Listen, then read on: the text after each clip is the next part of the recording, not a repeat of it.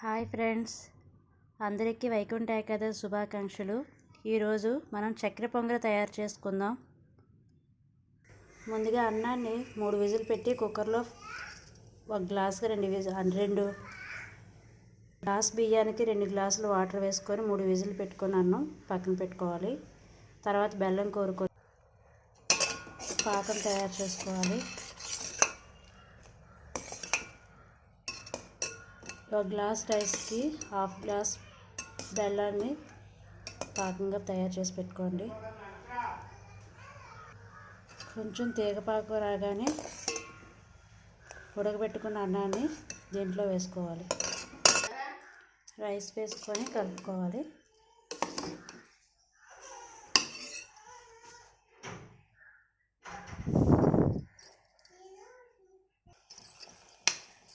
ఇలా కలుపుకొని చిన్న మంట మీద ఉంచాలండి.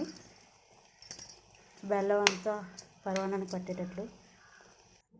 పక్కన గిన్నె పెట్టుకొని దాంట్లో నెయ్యి వేసుకొని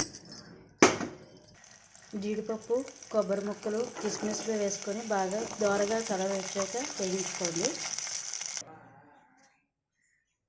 ఓకే ఫ్రెండ్స్, చక్కెర పొంగల్ రెడీ అయిపోయింది. మా చక్కెర పొంగల్ మీకు నచ్చినట్లయితే లైక్ చేయండి, షేర్ చేయండి, సబ్స్క్రైబ్ చేయండి. Thank you.